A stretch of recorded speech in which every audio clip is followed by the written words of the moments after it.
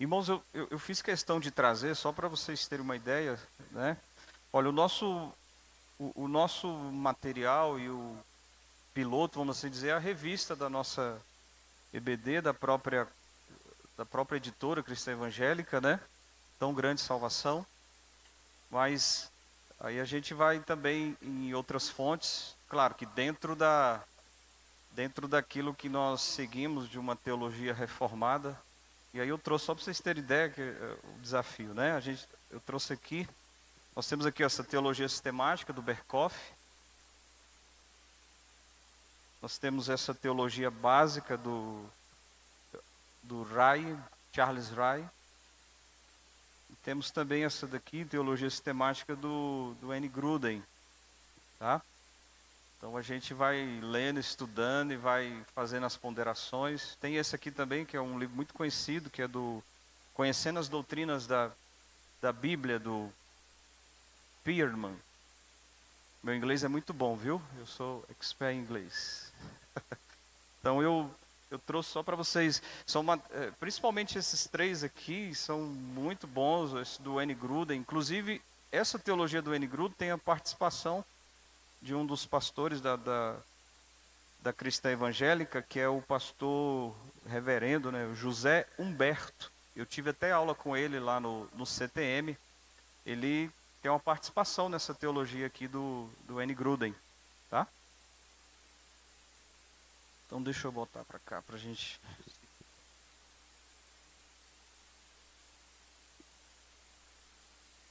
Então nessa introdução nós temos aí 3 maneiras de ver as origens.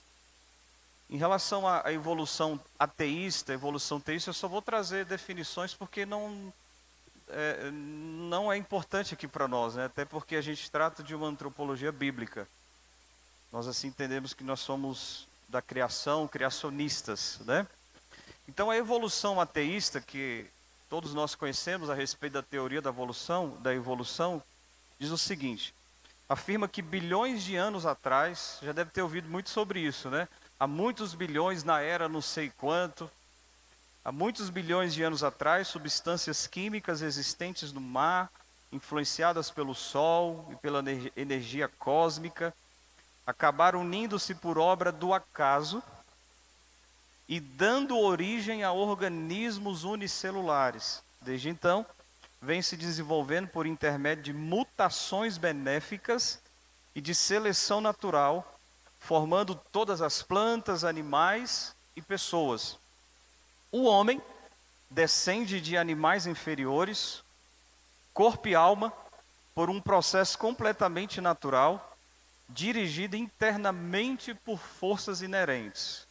Bom, se você quiser se aprofundar mais nisso, aí por sua conta. Me veio me trazendo à memória. Eu estudei muitos anos em escola católica. Eu estudei no Jesus Maria José ali, e depois estudei lá no Stella Maris. Eu estava puxando da minha memória, esse tempo que eu estudei lá, foram vários anos. Eu não consegui me lembrar de um ensino criacionista, mas eu posso estar enganado. Eu me lembro muito da teoria da evolução, daquele desenho clássico do macaco, aí aí virou homem. Então, só para a gente ter uma ideia, eu não me lembro. Pode ser que o ensinamento fosse criacionista, mas eu, sinceramente, não me lembro. E é o que domina aí nas escolas, né? Infelizmente. Na maioria das escolas. Na evolução, aí tem a evolução teísta. Essa evolução teísta, ela é complicada, porque é o seguinte, eles não tiram Deus da criação, mas olha só, afirmam que Deus direcionou, usou e controlou o processo de evolução natural para criar o mundo e tudo que nele existe. Em outras palavras, Deus ele usou a evolução como seu método de ação. É uma junção, né? Uma união da evolução com a criação. Então Deus usou o sistema de evolução para criar o mundo. Essa é a evolução teísta, que também não é a nossa visão, não é a nossa linha. A nossa linha é a criação, é o criacionismo, que aí esse eu até deixei ali a definição. Ela tem a Bíblia como a sua única base. Guarda isso, irmãos, única base. Nunca existiu uma criatura subhumana ou um processo de evolução. O registro bíblico é historicamente factual e que Adão foi o primeiro homem. E a gente tem isso explícito na palavra de Deus logo no início, que nós vamos adentrar um pouquinho aqui em Gênesis, capítulo 1, capítulo 2.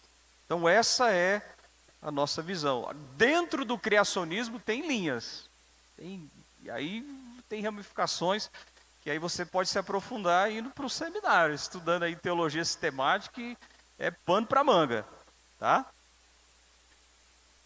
Como que Deus formou o homem? Gênesis capítulo 1 e capítulo 2 nos conta a história da criação. Capítulo 1, irmãos, é um panorama da criação. E apenas nos informa, ali tem a informação, nós vamos ler o texto aí, de que Deus criou o homem e que Deus criou, né, a mulher. Vamos lá em Gênesis capítulo 1. Eu vou estar lendo aqui inúmeros textos, talvez você não consiga acompanhar, mas aí depois eu posso te dar as referências, se você quiser, você me procura. Gênesis capítulo 1, versículo 26 e 27, que diz: Também disse Deus: façamos o homem à nossa imagem, conforme a nossa semelhança. Tenha ele domínio sobre os peixes do mar, sobre as aves do céu, sobre os animais domésticos, sobre toda a terra e sobre todos os répteis que rastejam pela terra. Criou Deus, versículo 27, né?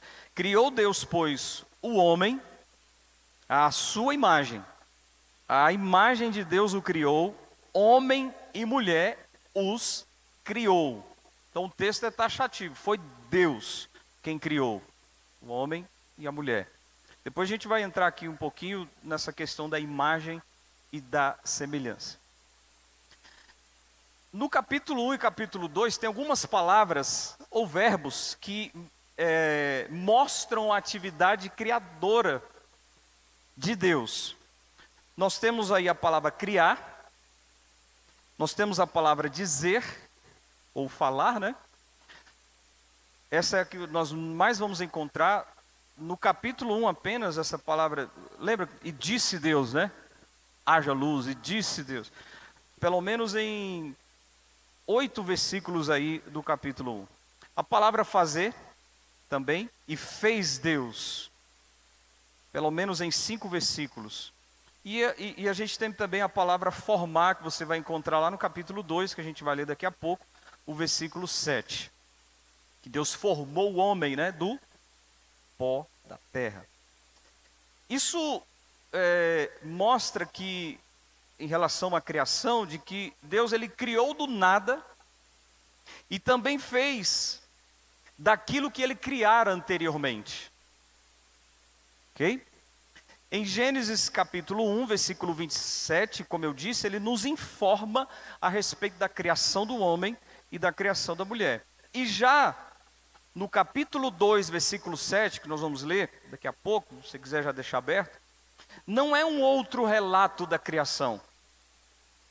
É explicando como que o homem foi criado. E lá do versículo 18 ao 25, a respeito da mulher. Como que se deu a criação dessa mulher?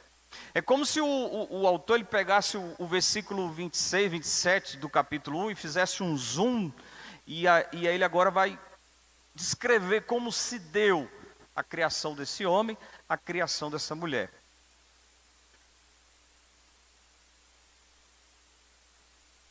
Então vamos lá.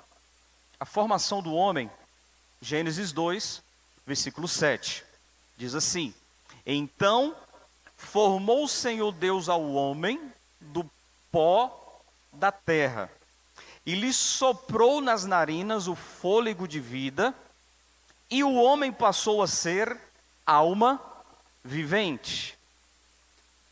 Então nós encontramos aí o verbo que descreve a atividade criadora de Deus, que é o formar, né? Formou.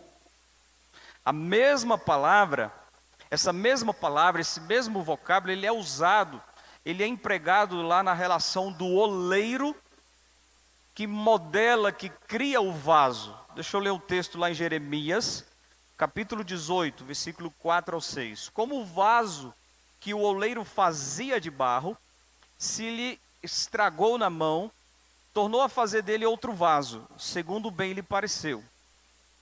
Então veio a mim a palavra do Senhor: não poderei eu fazer de vós como fez este oleiro, ó casa de Israel?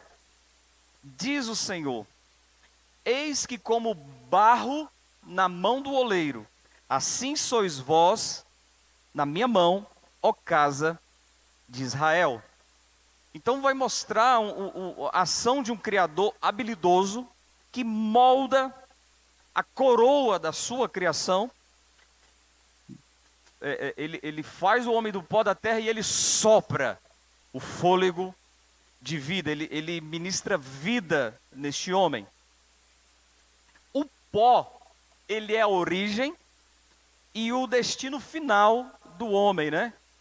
O que diz respeito a esse corpo. Veja aí no capítulo 3 de Gênesis, versículo 19, que diz assim, ao homem, né? Deus estava dirigindo essa palavra ao homem, logo depois do pecado. No suor do rosto comerás o teu pão, até que tornes a terra, pois dela foste formado, porque tu és pó, e ao pó tornarás. Ok? Isso a gente poderia pensar um pouquinho, assim, mostrando a nossa fragilidade. Isso tem que gerar em nós, irmãos, humildade. Ninguém foi feito de um pó especial, né? De maneira diferenciada. Nós viemos do próprio material. E somos frágeis e dependentes de Deus. E a nossa vida tem que ser voltada a Ele, que nos fez, que nos criou. Olha o Salmo 103, versículo 14. Pois Ele conhece a nossa estrutura e sabe que somos pó. Ok? Somos pó. Somos frágeis. E sem Ele nós não somos nada. Viemos dele. Foi Deus quem nos criou. Não teve aí uma evolução, né? E pronto, chegamos a essa era que agora somos seres humanos. Não, fomos criados por Deus. Amém? Vamos na formação da mulher, está no capítulo 2, versículo 18. Eu vou ler aqui o versículo 18, depois o versículo 21 e 23. E disse mais o Senhor Deus: não é bom que o homem esteja só. Far-lhe-ei uma auxiliadora que lhe seja idônea. Versículo 21 ao 23. Então o Senhor Deus fez cair pesado sono sobre o homem, e este adormeceu, tomou uma das suas costelas, e fechou o lugar com carne, e a costela que o Senhor Deus tomara ao homem, transformou-a numa mulher e lhe a trouxe. E disse o homem: esta afinal é osso dos meus ossos e carne da minha carne. Chamar-se-á varoa, porquanto do varão foi tomada. Amém? Então aí a gente tem a descrição da formação, da criação da mulher. Ela não veio diretamente do pó, como homem, mas saiu do material que já tinha sido elaborado do pó. A saber quem? O homem. Então, está ali, nessa questão do pó. Foi formada ali da costela do homem, mas o homem foi formado de onde? Do pó. Ele já era derivado do pó. Ok? Tudo que Deus criou, irmãos, você vai ver muito isso lá em capítulo 1, que viu Deus que era bom. Tudo que Deus criou era bom. inclusive, principalmente, não sei se principalmente, né, que a gente pode dar essa, mas a mulher também, para completar a vida do homem. O homem e a mulher têm igualdade diante de Deus, ou seja, têm a mesma importância. Veja aí no versículo 18, que a gente leu, aí diz assim, olha, far-lhe uma auxiliadora que lhe seja idônea. Isso significa aquela que lhe corresponda. Na NVI vai trazer esse corresponda, né? A ideia é que ambos eles formam um par de igualmente valor. Depois no versículo 24, depois que Deus descreve a criação da mulher, olha o que ele diz aí. Por isso deixa o homem pai e a mãe e se une à sua mulher, tornando-se os dois uma só carne. Perceba aí a completude, homem e mulher, né? Par de igualdade. Eles são diferentes em si e em função, em papéis, de maneira que não se opõem, mas eles se apoiam, se complementam. Amém?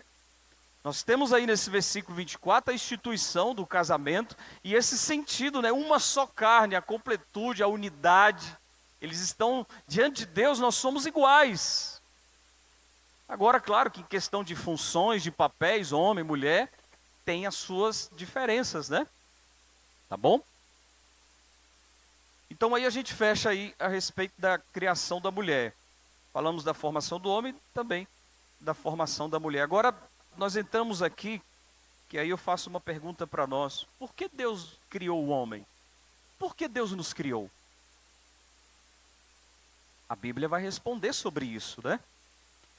E eu estava lendo, acho que, se eu não me engano, foi aqui do Gruden, eu achei isso muito interessante, fiquei meditando nisso, né? Porque Deus, ele não precisava criar o homem. Será que ele precisava criar o homem? Deus, ele não criou o ser humano porque ele estava só, carente de se relacionar, de comunhão com outras pessoas. Irmãos, Deus não precisava de nós por motivo nenhum. Senão ele não seria Deus, porque Deus ele é pleno em si mesmo. Mas Deus ele nos criou para a sua própria glória. Amém? Vamos ler aqui Isaías 43, versículo 7. Depois vamos ler Efésios 1, versículo 11 e 12. Ele que nos criou para a sua própria glória. Olha o que diz Isaías 43, 7. A todos os que são chamados pelo meu nome, e os que criei para a minha glória, e que formei e fiz para a minha glória.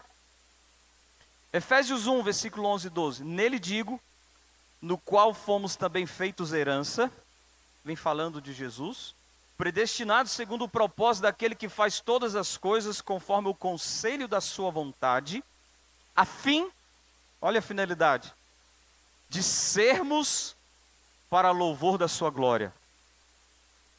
Nós, os que de antemão esperamos em Cristo, para louvor da sua glória. Vocês conseguem perceber, irmãos, que a nossa vida, olha, tem que ser direcionada aqui para quem? Para Deus. Tudo tem que gerar em torno de Deus. Veja o que diz em 1 Coríntios 10, versículo 31. Portanto, quer comais, quer bebais, ou façais outra coisa qualquer, fazei tudo, é muito contundente, tudo. Para quê? Para a glória de Deus. 1 Coríntios 10, versículo 31. Para a glória de Deus. Isso é muito sério. Isso traz muitas implicações para a glória de Deus. A Bíblia, irmãos, traz respostas claras do porquê que estamos aqui. Não tem aquelas filosofias, ser ou não ser. Por que que eu estou aqui? Por que que eu nasci? Para onde eu vou? Não tem? A Bíblia nos traz respostas. para a glória de Deus. Que coisa linda, que privilégio. Deus nos criou, Deus nos colocou nessa terra para que vivamos para Ele, para que Ele seja exaltado, para que Ele seja glorificado, para que sejamos um reflexo da sua glória, a fim de que a pessoa olhou para mim, ela não vai enxergar Sidney, ele vai enxergar Jesus, vai enxergar Deus. Eu não sei se você já teve alguma experiência, eu já tive, pela infinita misericórdia de Deus, e meu Pai eterno, você tem alguma coisa diferente aí em você. Que é isso? Não sei, sabe? Uma luz, aí fala logo uma luz, né? Uma luz. Falei, oh meu Deus do céu. Mas a nossa vida reflete, irmãos, a glória de Deus. Foi para isso que fomos criados. Eu não fui criado para ser um milionário, para ser rico, para ser isso, para ser aquilo, para ser um grande homem, para ser uma grande mulher, tá? Mas tudo isso tem que ser direcionado para Deus, para Cristo. Essa deve ser a nossa meta. Cumprir a meta da qual Deus nos criou, glorificá-lo. Lá na sua profissão, você está lá teclando no computador, você está dirigindo o carro, você está fazendo o trabalho manual, braçal. Deus, isso aqui é para o Senhor, para que tu sejas visto, reconhecido, exaltado, glorificado. Estou dando aula, tem professores aqui, estou dando a minha aula aqui, né, e Deus, de alguma maneira que as pessoas enxerguem o Senhor aqui.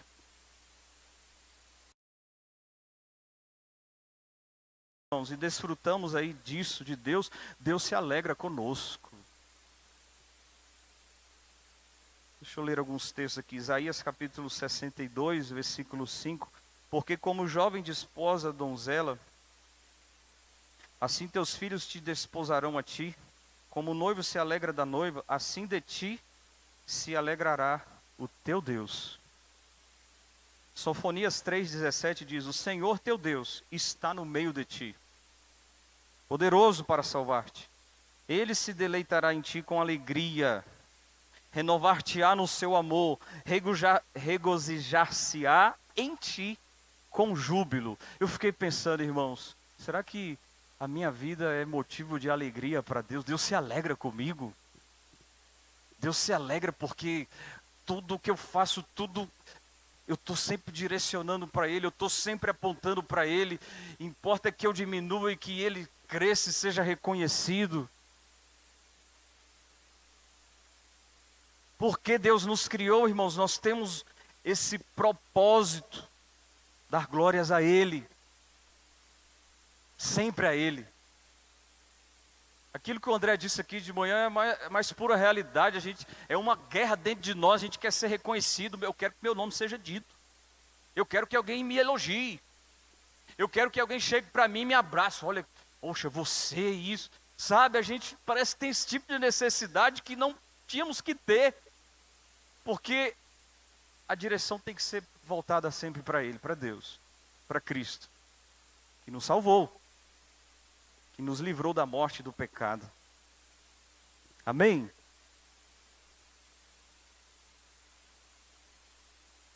Então,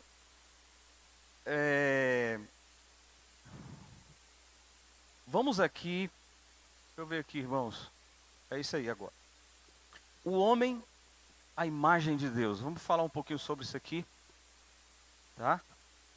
O homem, a imagem de Deus. Então, voltando lá naquele texto de Gênesis 1, 26, também disse Deus: façamos o homem a nossa imagem, conforme a nossa semelhança. Então os irmãos percebem que tem duas palavrinhas aí, imagem e semelhança. Elas são praticamente palavras sinônimas. Elas se referem a algo similar, mas não idêntico. Ah, então nós somos Deus, né? Não é isso. Eu gostei da definição do N. Gruden, que ele diz o seguinte: o fato de ser homem, a imagem de Deus, significa que ele é semelhante a Deus e em muitos aspectos representa Deus. Deixa eu trazer um outro texto para a gente, que eu acho que vai facilitar a compreensão, que é Gênesis 5, versículo 3. Tá? Gênesis 5, versículo 3. Vai falar sobre Adão, que diz assim. Vou esperar você abrir. Gênesis 5, versículo 3.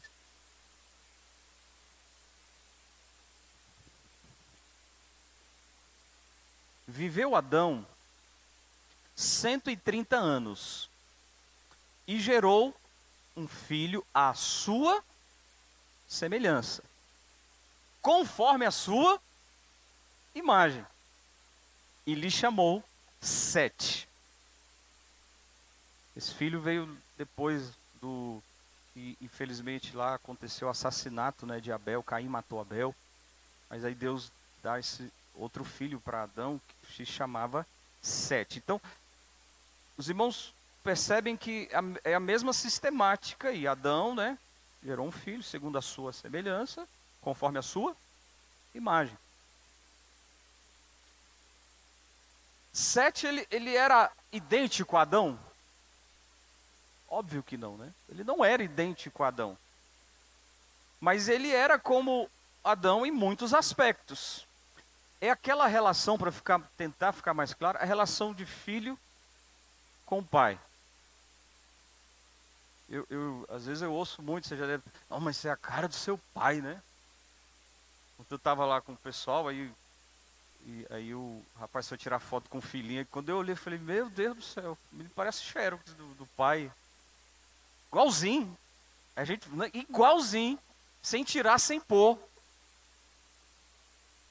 Eu olho para a Cindy e parece que eu estou olhando para a mãe dela, né? Para a dona Isabel. Então, percebem? Essa relação aí de filhos com os pais. Então, simplesmente Sete, ele era como Adão. Semelhante. Segundo a imagem de Adão. Aí nós não temos, aí isso não determina em que aspectos. Igual em quê? Não tem esse detalhamento. Mas é semelhante. É igual. Mas não é idêntico. Difícil, né? Mas aí você vai pensando nessa relação do filho e de pai. Né? Igualzinho. Parece demais. É a cópia. Semelhante. Segundo a sua imagem. Então assim, olha, isso e nós, que somos parte da criação de Deus, somos os únicos, os seres humanos são os únicos que têm isso. A imagem e a semelhança do nosso Deus. Louvado seja o nome dele, pela sua infinita graça. Os animais aí não têm isso. Nós, seres humanos, sim.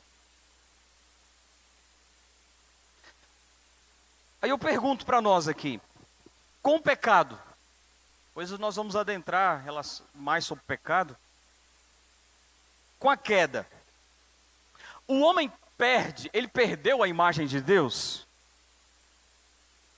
Sim ou não? E agora, José?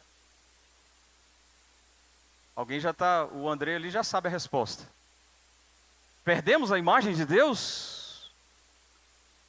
Não sei, pastor, e agora? Acho que penso que talvez, não sei. Não, irmãos. Nós não perdemos. Deixa eu ler 2 textos aqui que são textos pós a queda. Quando Adão caiu, pecou. E aí, deixa eu ler aqui, Gênesis capítulo 9, versículo 6. Palavra ali direcionada a Noé.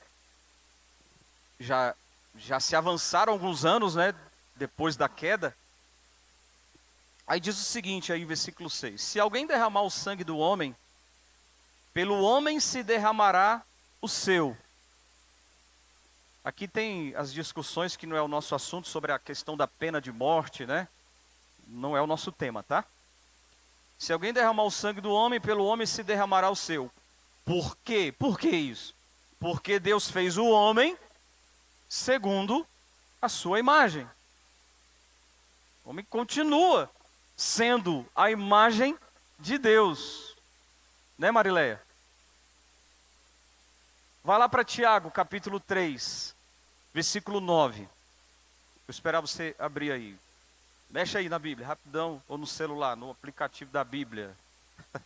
Tiago, capítulo 3, versículo 9. Esse capítulo é aquele capítulo que vai falando da língua, né? Esse membro tão pequenininho que faz um estrago terrível, né? Ô língua bendita, só o sangue de Jesus. Tiago 3, versículo 9. Com ela, está falando dessa língua, né?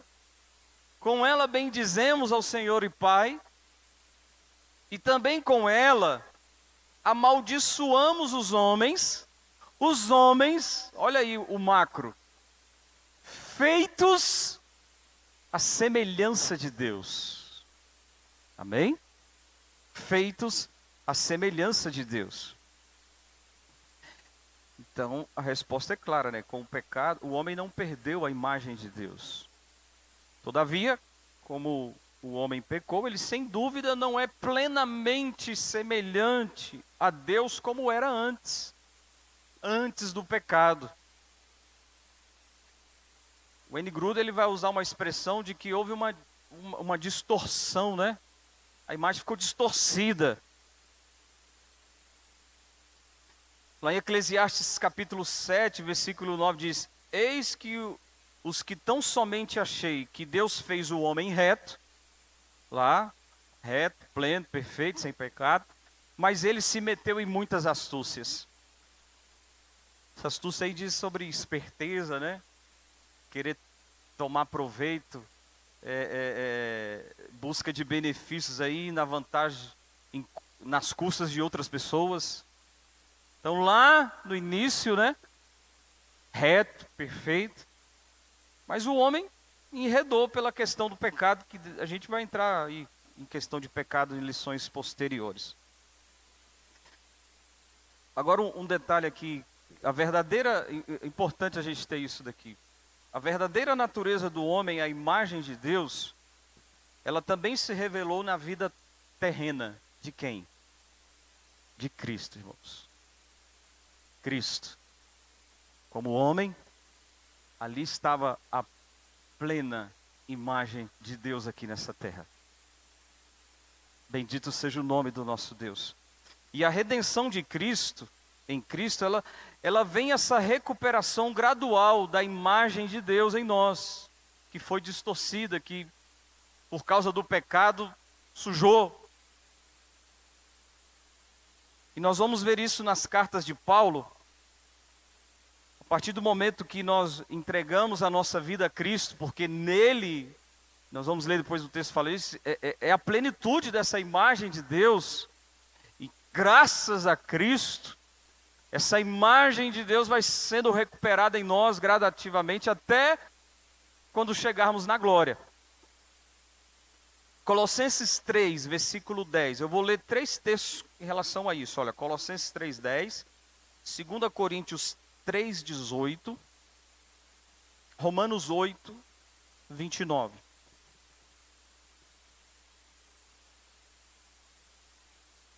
Olha o que diz Colossenses 3, versículo 10. E vos revestistes do novo homem, que se refaz para o pleno conhecimento. Que se refaz, né? Para o pleno conhecimento, segundo o que, irmãos? Segundo a imagem daquele que o criou. Graças a Cristo, né? Recebemos a salvação, recebemos a vida eterna, a nova vida, e agora estamos aí nesse processo, tá aqui, tá aí nessa coisa. Renova, ótimo. Deixa eu... do novo homem, segundo, ok. E pela ação do Espírito Santo de Deus, que já habita em nós, essa imagem vai sendo, né, restaurada a cada dia, a cada momento, no crescimento, na palavra, com auxílio do Espírito Santo de Deus. Olha o texto de 2 Coríntios 3, versículo 18. 2 Coríntios 3, versículo 18. E todos nós, com o rosto desvendado, contemplando como por espelho a glória do Senhor, somos transformados de glória em glória. Em que, irmãos? Na sua própria imagem, como pelo Senhor, o Espírito. É aquela velha história que você talvez já esteja cansado de ouvir, né? Que é o já, mas ainda não. Já. Somos plenos, somos salvos, somos regenerados, somos justificados, crescendo na santificação. Mas o clímax dessa história, o ponto final é lá, na glorificação, quando Cristo voltar para buscar a igreja. E aí se consuma plenamente essa imagem, a perfeição da imagem de Deus em nós. Até então, enquanto nós estamos aqui nessa terra, estamos nesse processo da santificação, nesse processo de transformação, como está aí no texto, né? Somos transformados de glória em glória, na sua própria imagem, como pelo Senhor, o Espírito. Louvado seja Deus por isso. Em Romanos 8, 29, porquanto aos que de antemão conheceu, também os predestinou, para quê, irmãos? Para serem conforme a imagem do seu Filho, a fim de que ele seja o primogênito entre muitos irmãos. Então, aí tem outro assunto que não é de agora, que é a eleição, é a predestinação, mas a ênfase aqui é essa questão da imagem, né? Para sermos conforme a imagem de Cristo, a imagem do seu Filho. Aquele que de fato se converteu, irmãos, aquele de fato que entregou a sua vida para Cristo, o Espírito Santo já habitando nele, esse processo ele vai acontecendo. Se você perceber, você é impulsionado, você se sente incomodado. Eu tenho que ler Bíblia, eu tenho que meditar na palavra, eu tenho que me aprofundar na palavra, eu tenho que fazer minhas devocionais, eu tenho que orar. E aí você vai lutando contra o eu, o pecado, né? A carne, essa luta, né, constante, carne e o espírito, para ir crescendo nesse aprendizado, segundo a imagem de Deus.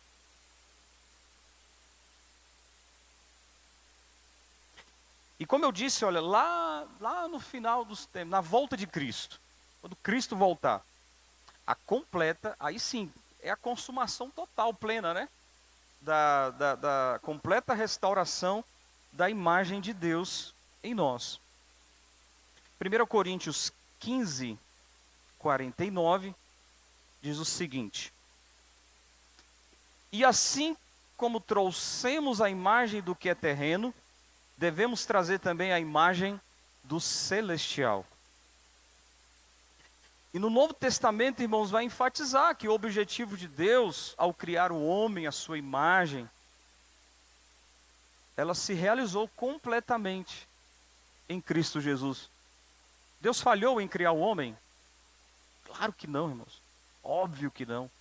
E essa imagem plena, perfeita, ela se consuma, ela se concretiza em Cristo. E por Cristo nós vamos sendo aperfeiçoados, vamos sendo moldados. Lembra da relação do oleiro com o vaso? Vamos sendo modelados, os ajustes. A gente vai se afastando do pecado, vai se desvencilhando daquilo que não agrada a Deus. E aí a imagem de Deus vai sendo restaurada. Imagem que foi corrompida por causa do pecado.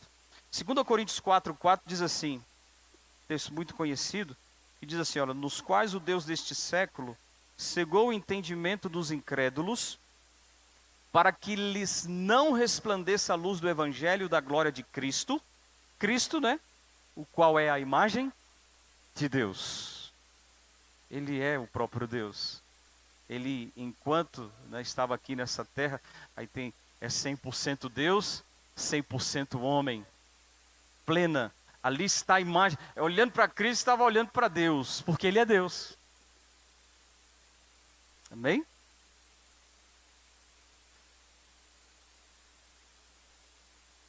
O assunto é bom, mas é difícil, né? É profundo, né? Mas é bênção.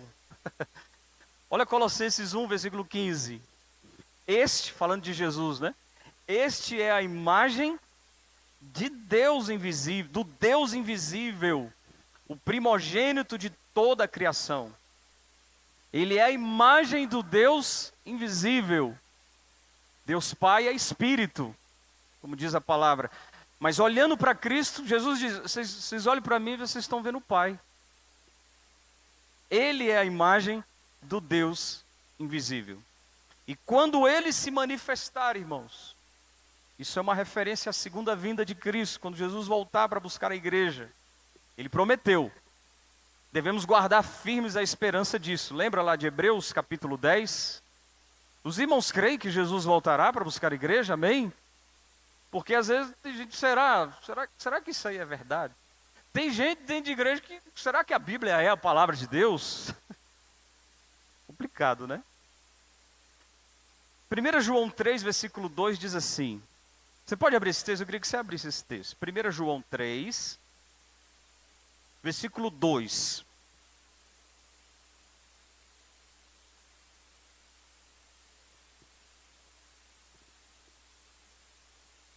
Diz assim, 1 João 3, versículo 2.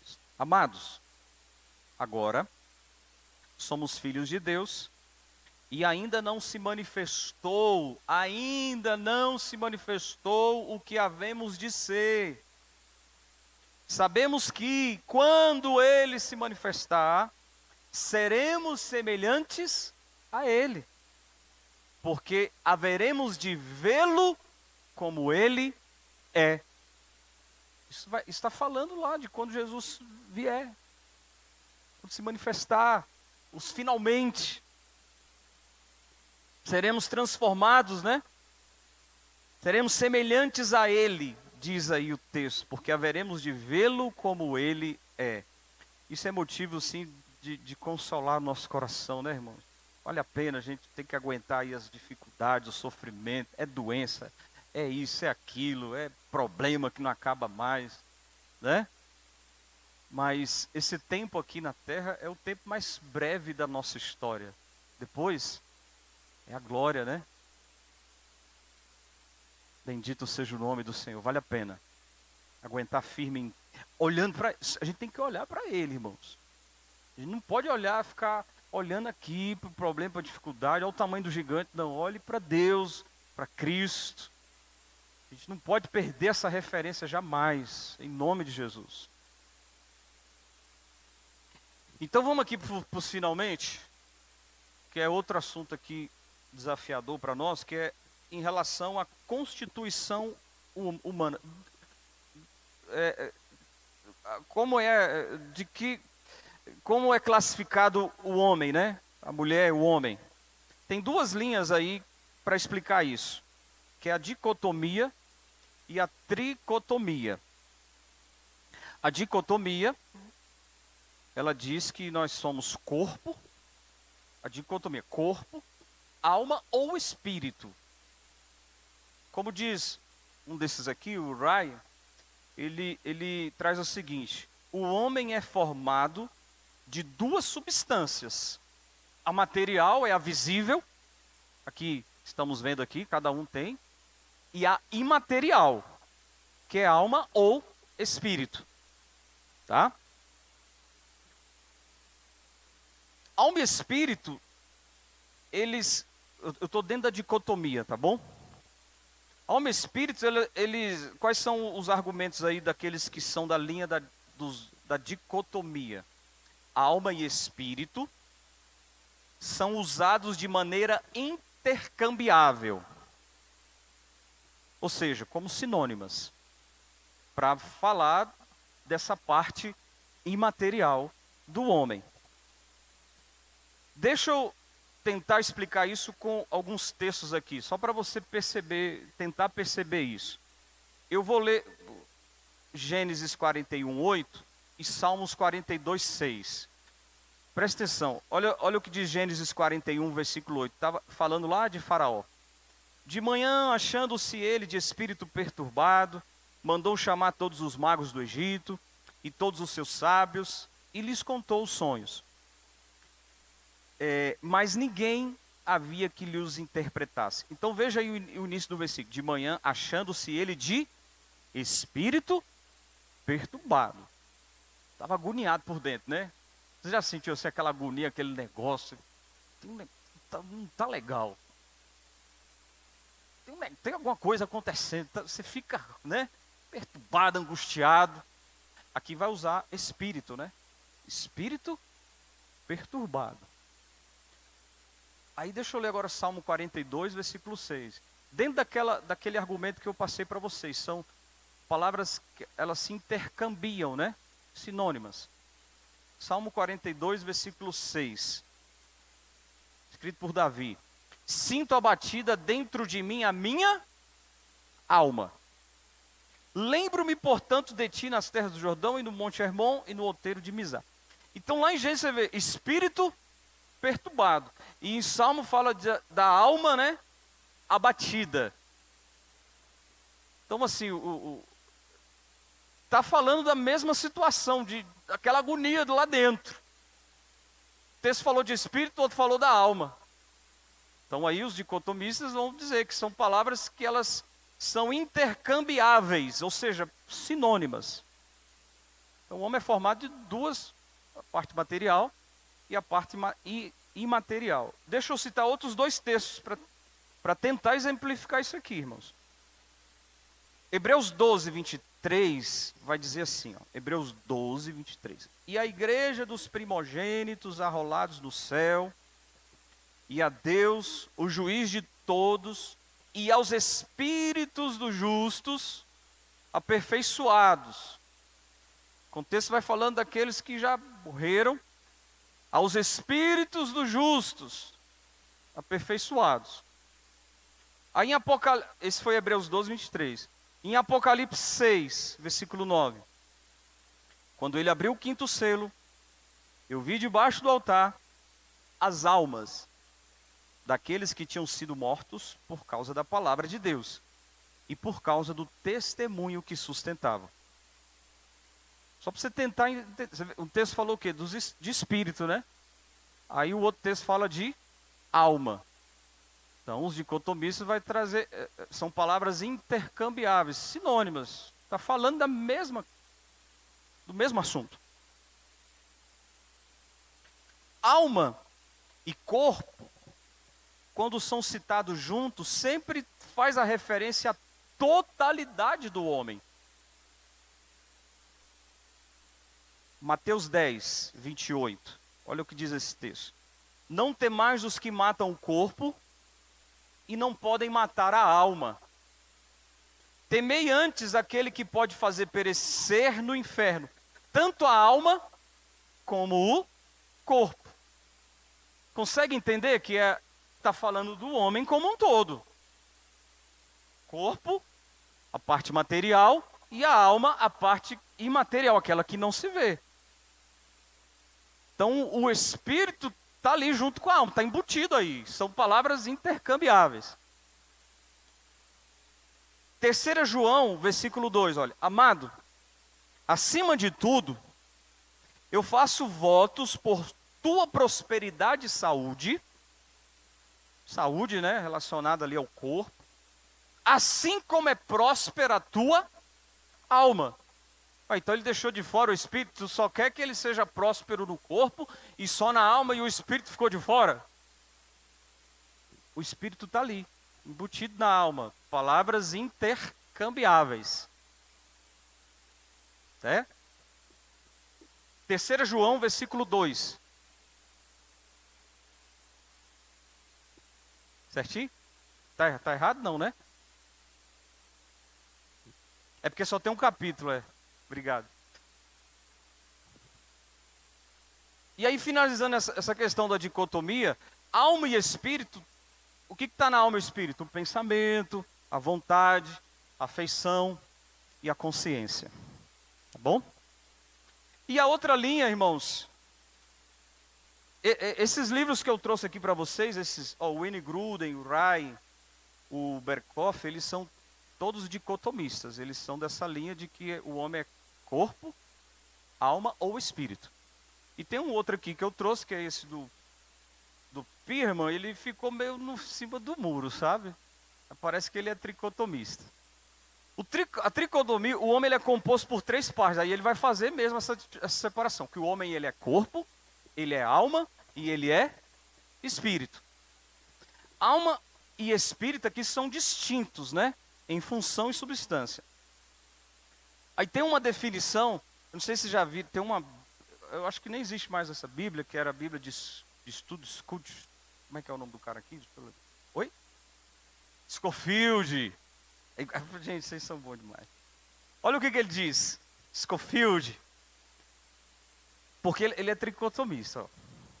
Sendo o homem espírito, é capaz de ter conhecimento de Deus e comunhão com Deus. Sendo ele alma, tem conhecimento de si próprio. Ele se relaciona consigo mesmo. Com o espírito é com Deus, com a alma é consigo mesmo. E com o corpo, tem por intermédio dos sentidos conhecimento do mundo. Aí ele se relaciona com as outras pessoas, com o mundo. Corpo, alma. Interessante, né? Está aqui, está registrado. Isso daqui são doutrinas, são linhas que isso não vai contra, vamos assim dizer, aqueles eixos principais, né? Graça, Cristo, a redenção somente em Cristo, ok? Deixa eu finalizar.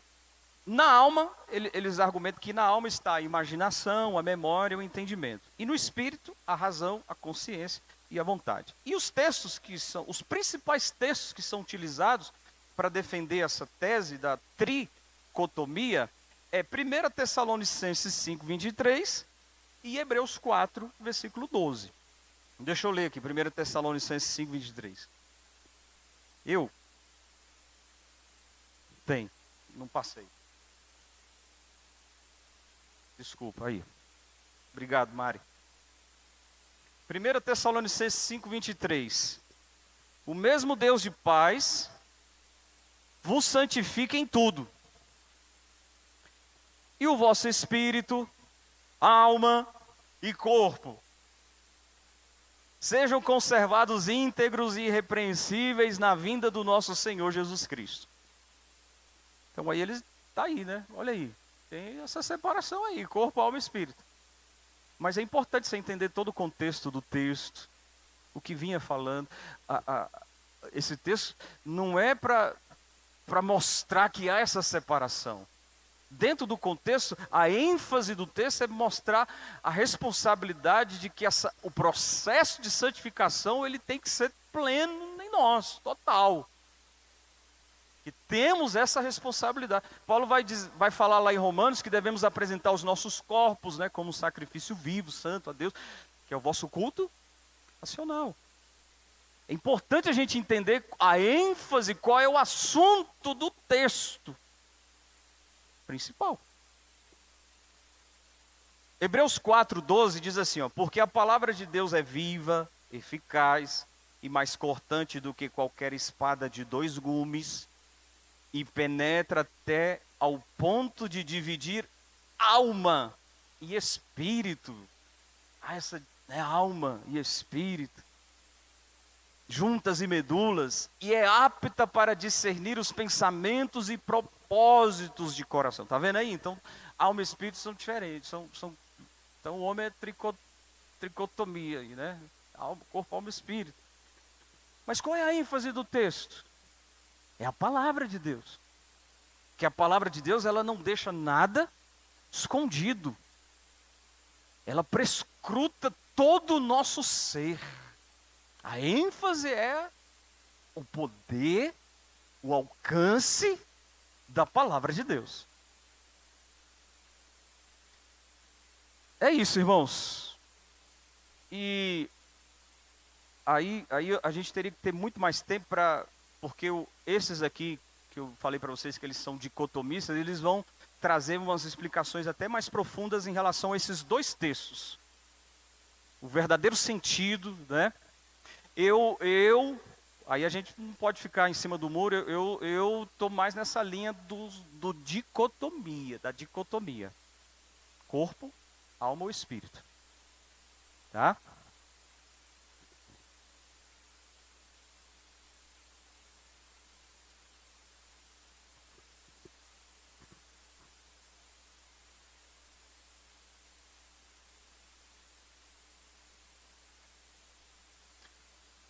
Não, não.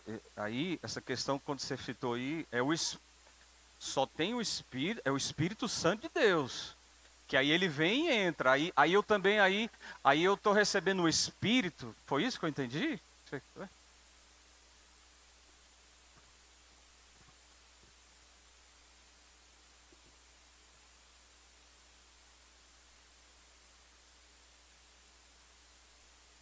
Ah, ok.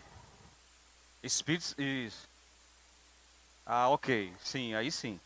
Quem levantou a mão lá atrás?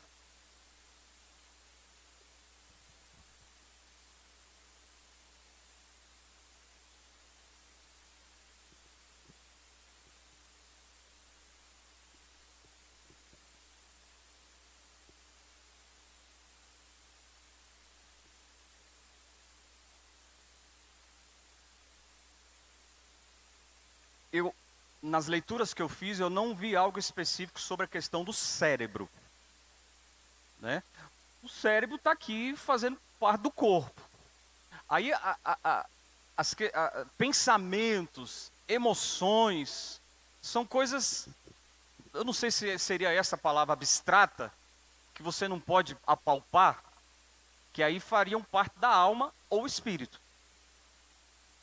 Se são oriundos, tem as questões científicas, né, do cérebro e tal, se são oriundos do cérebro, mas você não pode apalpar esse sentimento, essa dor, é a parte imaterial, não física,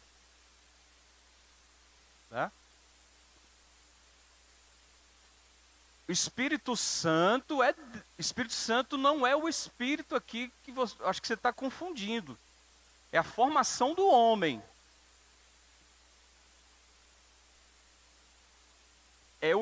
Isso é o Espírito de Deus.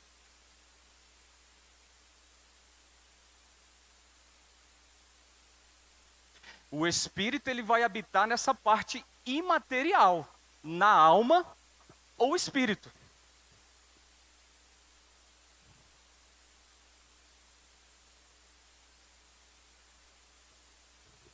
Sopra.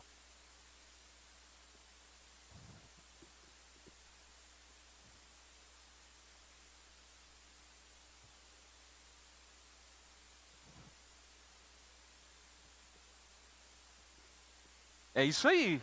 Conseguiu, Silvinho? Tá difícil ainda? O Ivan chegou aqui. Gente, já passou a aula, vou terminar. Só o Ivan.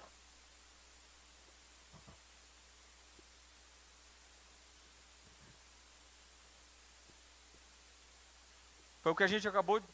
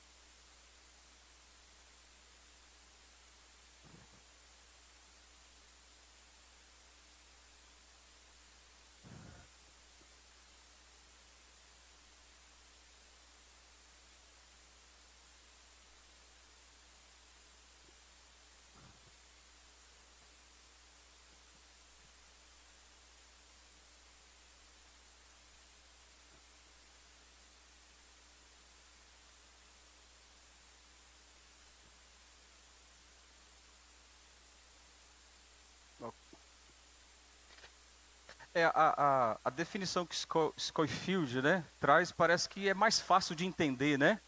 Com o espírito eu me relaciono com Deus, com a alma, comigo mesmo e tal. Irmãos, mas isso é importante aqui, para a gente fechar, isso não atrapalha, eu vou dar oportunidade aí, isso não é aquelas doutrinas essenciais e que aí, opa, peraí, não, aí tem alguma coisa, né?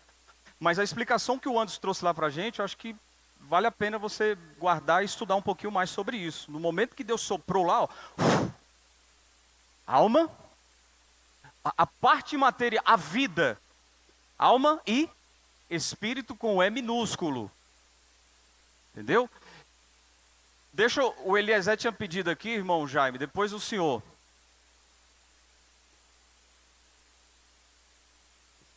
Sim, sim.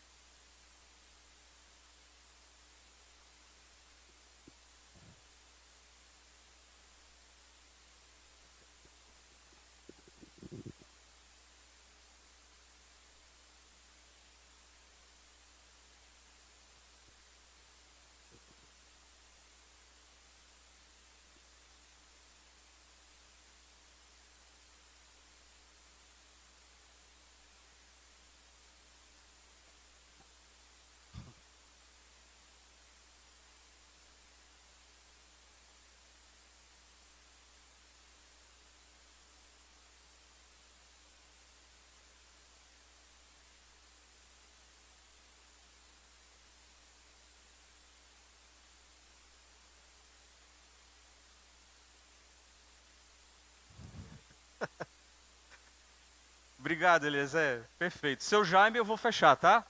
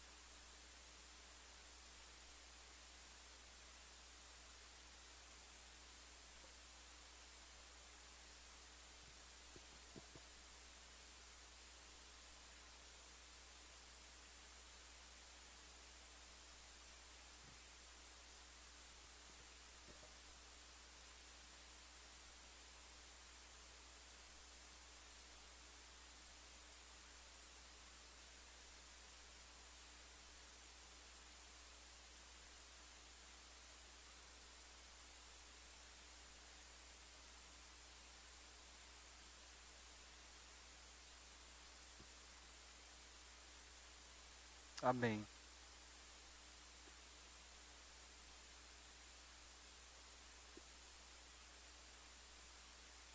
Boa pergunta, hein? O entendimento é que é só corpo.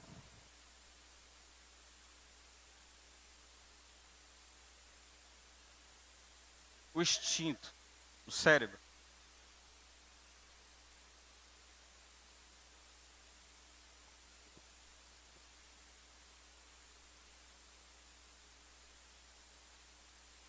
Então, ok, seu Jaime. Vamos fechar? Só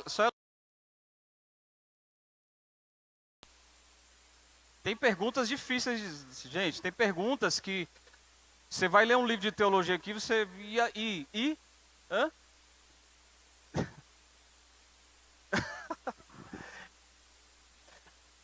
Os dois, pronto. Se é que a separação entre alma e espírito, os dois. Os dois não, perdão. O ser, o ser, o homem completo. A ressurreição, haverá ressurreição do para a vida e ressurreição para a morte. Ressurreição para a vida e ressurreição para a morte. O homem total, né?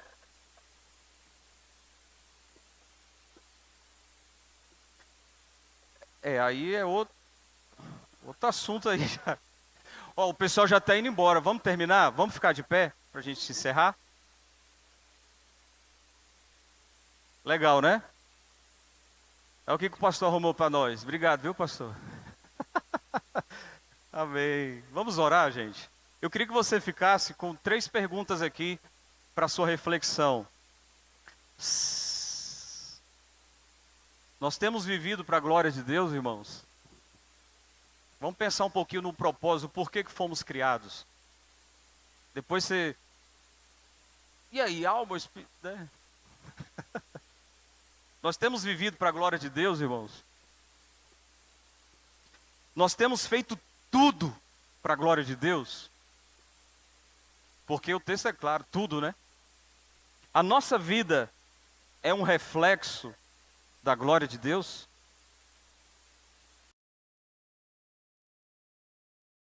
Vamos orar? Senhor, obrigado por essa manhã, pela tua palavra, por esse momento juntos aqui. Tem coisas de fato que não são fáceis de compreensão, de entendimento, mas pelo teu Espírito Santo, o Senhor vai nos ajudando, vai nos trazendo clareza. Que o Senhor seja com cada um dos meus irmãos e possamos ter a responsabilidade de crescermos em Ti e de refletir a Tua glória nesse mundo, de vivermos para a Tua glória, de sermos conforme o Senhor, porque a Tua palavra é clara em relação a isso, porque o Senhor nos criou para a Tua glória. Ajuda-nos, Espírito Santo que habita em nós, ajude-nos a viver para a Tua glória. Tudo que fizermos seja para a Tua glória.